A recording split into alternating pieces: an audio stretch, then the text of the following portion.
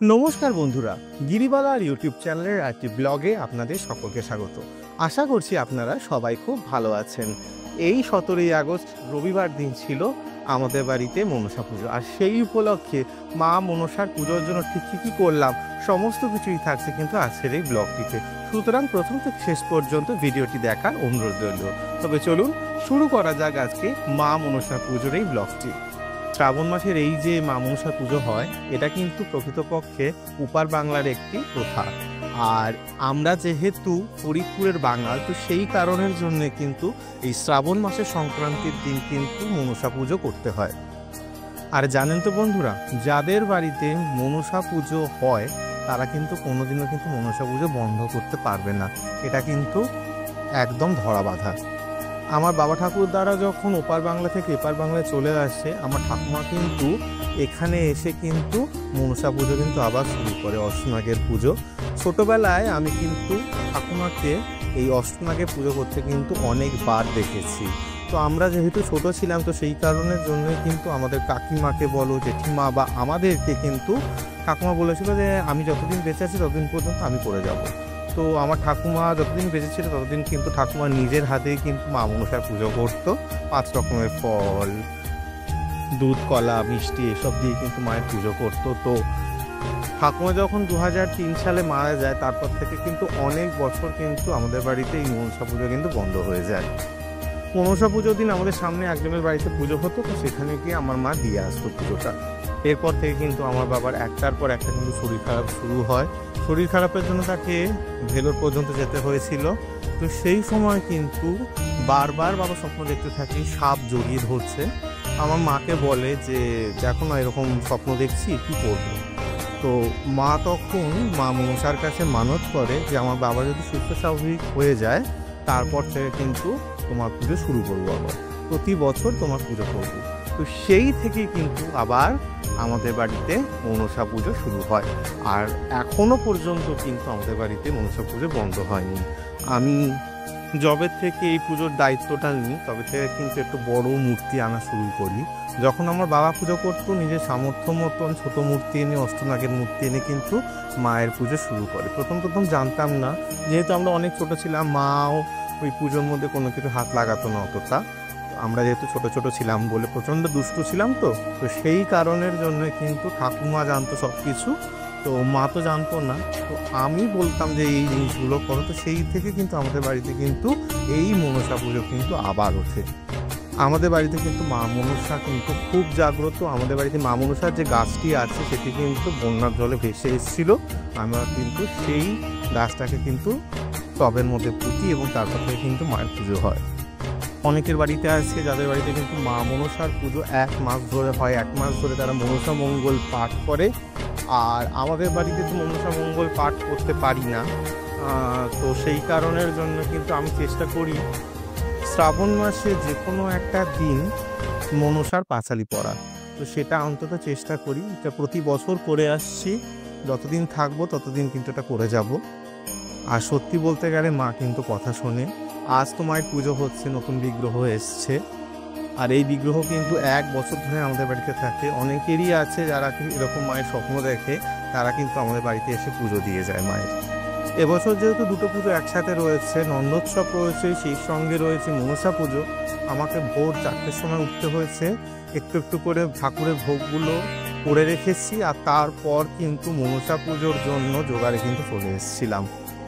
আগের দিনকে মাকে যেখানে বসাবো সেই জায়গায় বসিয়ে নিয়েছিলাম, আর তারপর কিন্তু যে ফল, মিষ্টি, দুধ, কলা, নৈবেদ্য যা দেবো সমস্ত কিছু কিন্তু একটু করে কিন্তু সাজিয়ে নিয়েছিলাম। ঠাকুর মশাই আসবে 8:30টায়, তো সেই কারণের জন্য কিন্তু নন্দোৎসবের জন্য একদিকে খিচুড়ি একদম লো ফ্লেমে বসিয়ে দিয়েছি, আর অন্যদিকে কিন্তু আমি মনসা পুজোর জোগাড় জায়গাটা কিন্তু করতে শুরু করে দিয়েছি। 7-8 রকমের ফল সমস্ত কিছু কেটে সাজিয়ে নেওয়ার পর কিন্তু আমি নৈবেদ্যটাকেও সাজিয়ে নিয়েছিলাম, এবং তারপর কিন্তু মিষ্টিটাকেও কিন্তু সাজিয়ে নিয়েছিলাম, এবং খৈমুরকি দেবো, এবং সেই সঙ্গে কিন্তু মোয়া, নাড়ু যা করে রেখেছিলাম তা কিন্তু আবার মায়ের জন্য কিন্তু সাজিয়ে দিলাম। মনসা পুজোয় আমরা ভোগ দিই না, আমাদের ফল, নৈবেদ্য এবং দুধ, কলা দিয়ে কিন্তু মায়ের শুধুমাত্র পুজো হয়। আর বাড়ালেই বলো বাড়িয়ে বেড়ে যাবে। তো এটা তো যদি একবার দিই তাহলে কিন্তু প্রত্যেক বছর আমাকে দিতে হবে। আর আজ আমার রবিবার দিন ছুটি আছে বলে দিতে পারছি, পরে কোন দিন পাবো সেদিন তো ছুটি পেলাম না, সেদিন কিন্তু অসুবিধা হয়ে যাবে। তো সেই কারণের জন্য আর বাড়াইনি এই জিনিসটা। আমরা কিন্তু অশ্বনাগের জন্য কিন্তু দুধ কলা সাজিয়ে নিয়েছি এবং মা মনসার জন্য কিন্তু একটা দুধ কলার বাটা ছিল। এখানে কিন্তু কাঠালি কলা নয়, মর্তমান কলার কিন্তু ব্যবহার হয় এবং গরুর দুধ দিয়ে দেওয়ার পর কিন্তু প্রত্যেকটা দুধ কলার মধ্যে একটা করে কিন্তু বাতাসা দিয়ে দিয়েছিলাম। ফলের নৈবেদ্য এবং দুধ কলার নৈবেদ্যটা সমস্ত কিছু সাজিয়ে নেওয়ার পর কিন্তু চালের নৈবেদ্যটাও কিন্তু সাজিয়ে নিয়েছিলাম। এখানে কিন্তু পঞ্চদেবতার জন্য নৈবেদ্য ছিল, অষ্টনাগের জন্য নৈবেদ্য ছিল এবং একটি বিশেষ মা মনসার জন্য কিন্তু নৈবেদ্য ছিল। আমাদের বাড়িতে ষোড়শ পাঁচরে কিন্তু মনসা পুজো হয় না, তো সেই কারণের জন্য ষোড়শ গোছানোর কোনো কিছু নেই। সত্যি বলতে আমাদের বাড়ির সামনে যে সমস্ত ব্রাহ্মণরা থাকে তাদের কিন্তু পুজো করাই ঠিকই, কিন্তু আমার ঠিক না মনোভূত হয় না। আমি যেভাবে পুজো করে অভ্যস্ত সেভাবে কিন্তু ব্রাহ্মণরা পুজো করবে না। ষষ্ঠীবাচক, ন্যাস, আবাহন, ষোড়শ উপচার প্রদান, এই রীতিগুলো সাধারণ যারা ব্রাহ্মণ তারা কিন্তু করেই না, একদম শটাং সমাচারে করে কিন্তু পুজো করে চলে যায়। তো এই কারণের জন্য কিন্তু আমার পুজোটা অতটা ভালো লাগে না। যাই হোক, উনি তাও কিছুটা ধরে রেখেছেন বলে তাও ওনাকে দিয়ে পুজোটা করানো যায়। 2 ঘন্টা ধরে পুজো করেছেন উনি।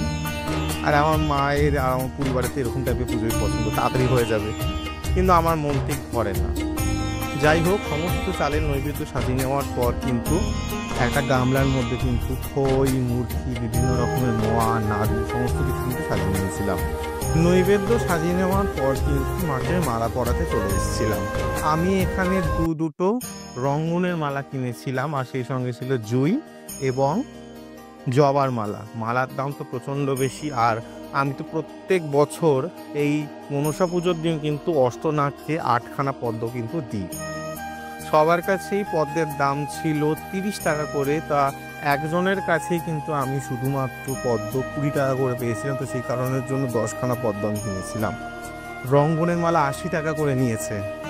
নন্দোৎসব আর মনসা পুজোর জন্য কিন্তু আমাকে 600 টাকা, 600 না 650 টাকার মতন বোধহয় আমার গেছে পুজোর ফুলে।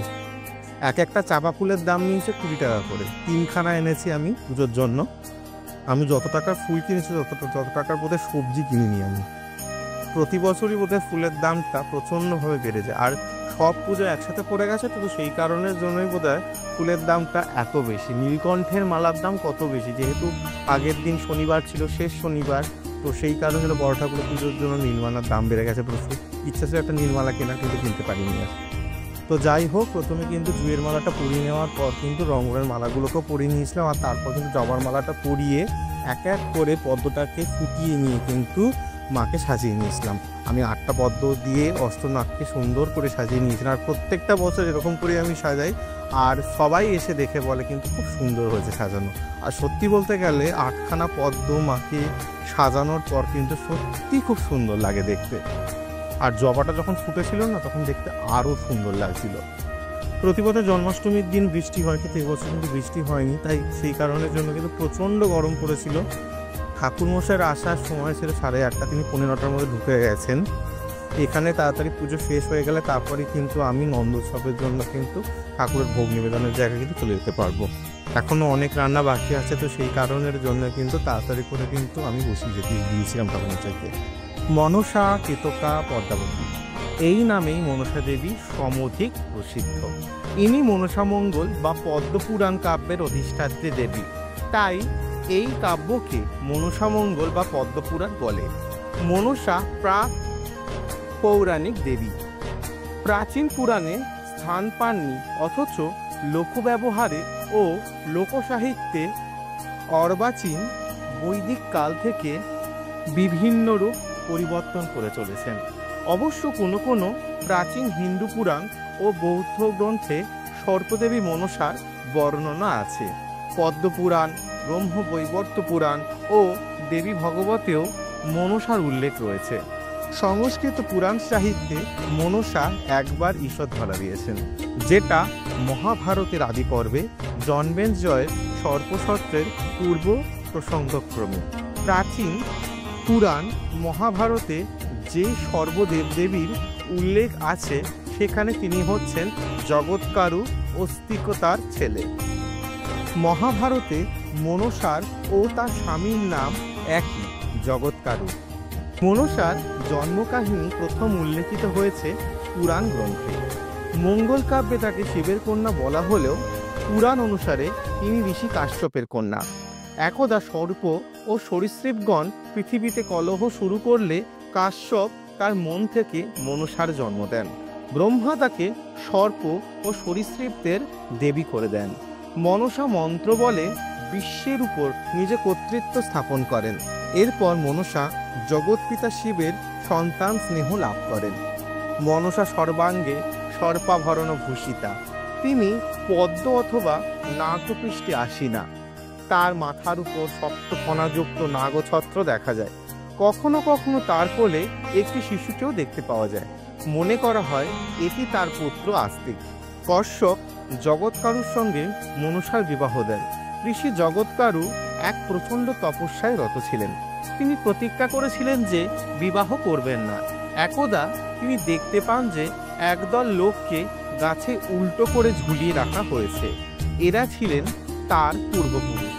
তাদের সন্তানেরা তাদের শ্রাদ্ধাদি সম্পূর্ণ না করায় তাদের এই দুঃখজনক অবস্থা হয়েছিল।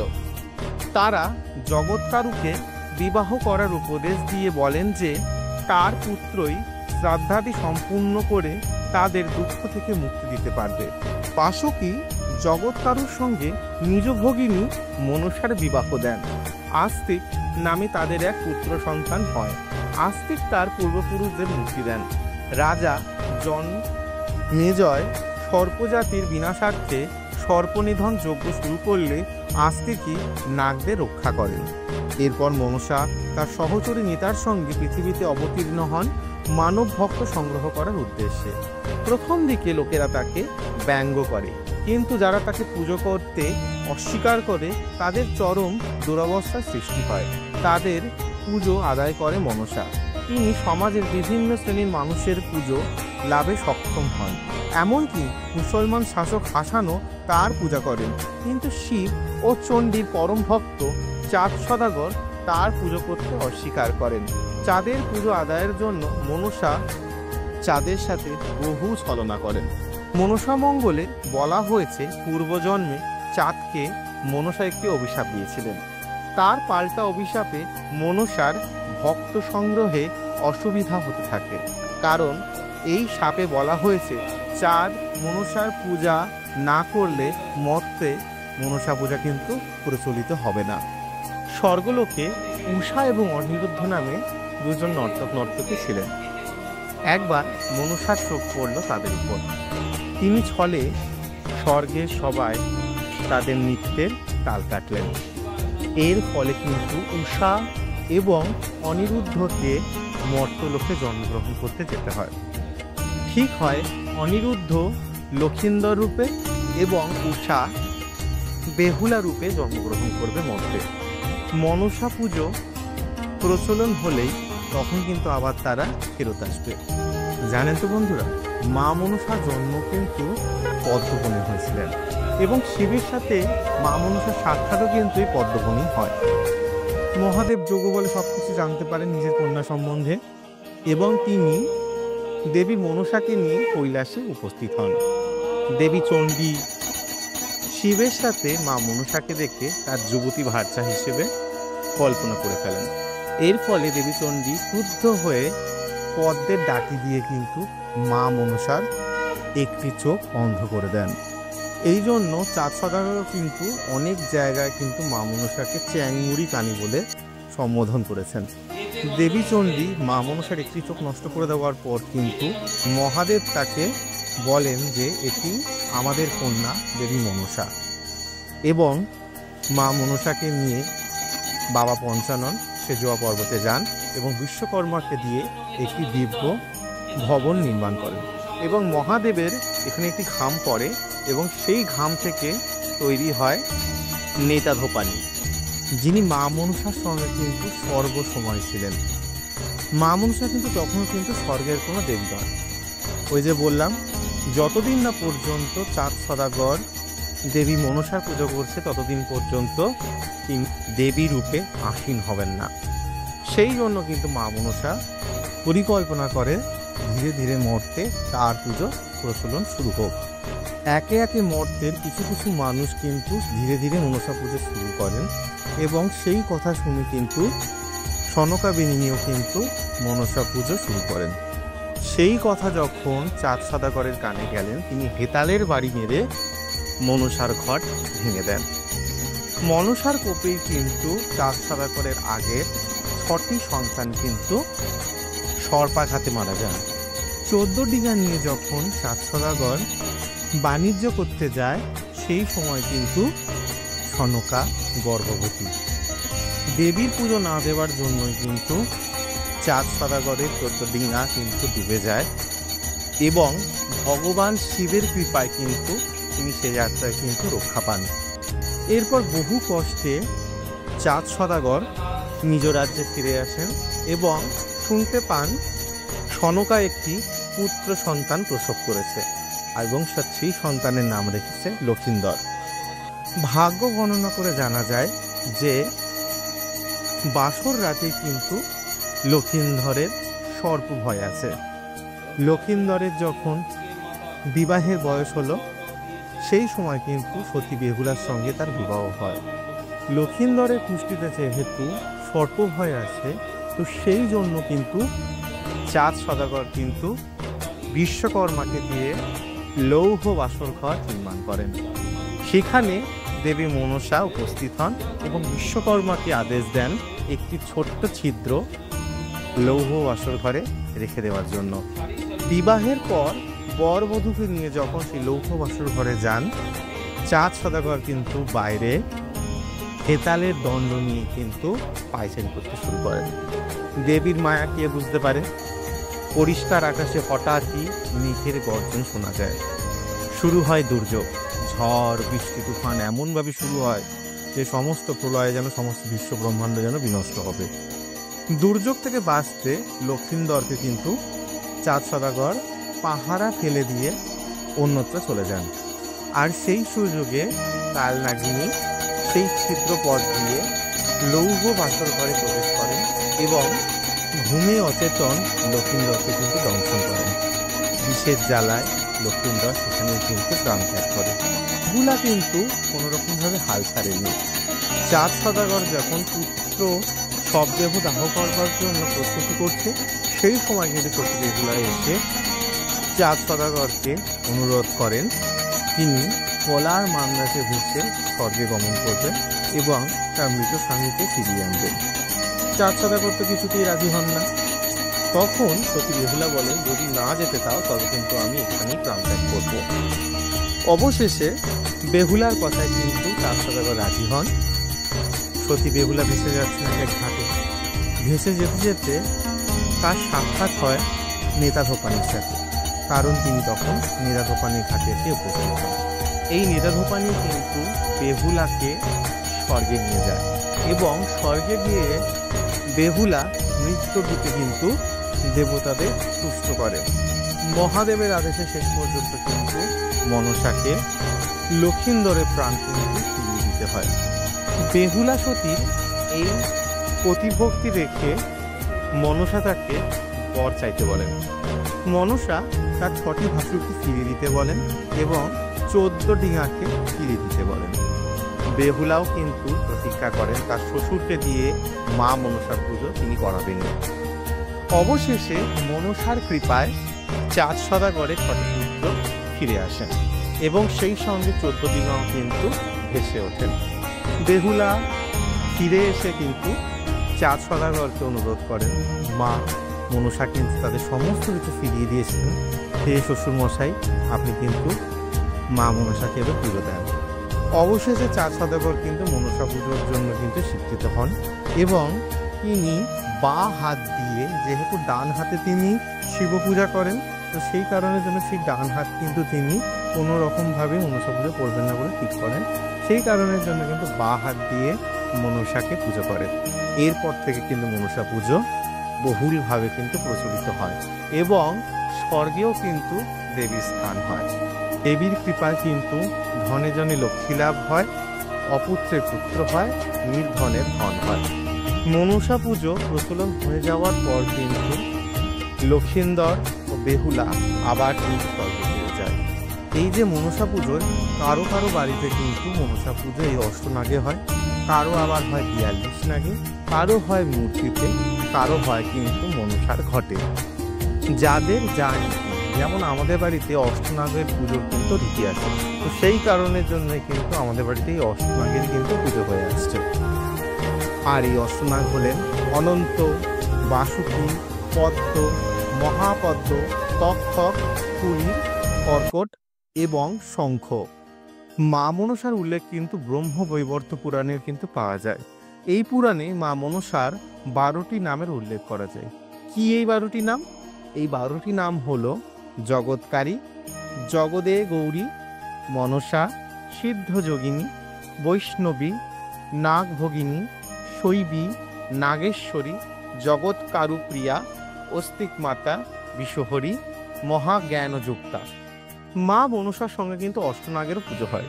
এই অষ্টনাগ হলেন অনন্ত, বাসুকী, পদ্ম, মহাপদ্ম, তক্ষক, কলির, কর্কট এবং শঙ্খ। এই অষ্টনাগ একদিকে যেমন অষ্টবিধ সিদ্ধির কথা বোঝায়, তেমনি অপরদিকে অষ্টপাশের কথাও কিন্তু বোঝায়। আমরা যেমন সর্প দেখে ভীত হই, তেমনি অষ্টপাশের দ্বারা আমরা জর্জরিত। মায়ের পুজোতে আমরা যেমন নাগের থেকে পরিত্রাণ প্রার্থনা করি, তেমনি মা মনসা শরণ মিলে তিনি অষ্টপাশগুলোকে থেকেও কিন্তু আমাদেরকে মুক্ত করেন। সর্প হলো কুলকুণ্ডলিনী শক্তির প্রতীক। এটাই হলো অষ্টনাগ পুজোর মূল তাৎপর্য। বেশিরভাগ ক্ষেত্রে মা মনসা পূজিত হন বৃক্ষের ডালে, অথবা কোথাও সাপের ছবি আঁকা ঘটে, কোথাও আবার ঝাঁপিতে। মা মনসা হলেন নাগদের দেবী। তিনি মন থেকে সর্প ভয় দূর করেন। সমুদ্র মন্থনের সময় মহাদেব গরল পান করে কিন্তু নীলকণ্ঠ হলেন, কিন্তু তার বিষের জ্বালা হয় ভীষণ। সেই বিষের জ্বালা কিছুটা নিরমন করবার জন্য কিন্তু দেবী মনসা মহাদেবের কণ্ঠ থেকে কিন্তু কিছুটা বিষ হরণ করেন, যাতে মহাদেব একটু স্বস্তি পান। সেই জন্যই কিন্তু মা মনসার আরেকটি নাম কিন্তু বিশ্বহরী। এছাড়া আমাদের মনের মধ্যে যে ময়লা, আমাদের মনের মধ্যে যে বিষ রয়েছে, সেটিকেও কিন্তু তিনি হরণ করেন। আমাদের কুলকুণ্ডলিনী শক্তি হচ্ছেন দেবী মা মনসা। মনসা পুজো প্রকৃতপক্ষে কিন্তু এই কুলকুণ্ডলিনী শক্তিকেই কিন্তু জাগ্রত করার জন্য হয়ে থাকে। তিনি কৃপাময়ী, করুণাময়ী। अस्ति कस्य मुने माता भगिनी बाजुकेस्तथा जगत्कार मुने पत्नी মনসা দেবী নমস্তুতে। মা মনসার পুজোর পর ঠাকুরমশাই কিন্তু মা মনসার পাঁচালিও কিন্তু পড়েছিল, এবং তারপর আরতি শেষ করে কিন্তু আমাদের যে মনসা থানে গাছটা রয়েছে সেখানে কিন্তু একটু পুজো দিয়ে দিয়েছিলেন। জানেন তো বন্ধুরা, মনসা পুজোয় মায়ের স্নানে 2 রকম জিনিস কিন্তু ব্যবহার হয়। এক দুধ, আর একটা হচ্ছে সুগন্ধি চন্দন মিশ্রিত জল। এতে কিন্তু মা মনসা তৃপ্ত হন। মা মনসা পুজো ব্লগ আজ এইখানেই শেষ করছি। ভালো থাকবেন, সুস্থ থাকবেন। মা মনসার আশীর্বাদী হাত আপনাদের মাথায় স্পর্শ করুন। ততক্ষণের জন্য নমস্কার।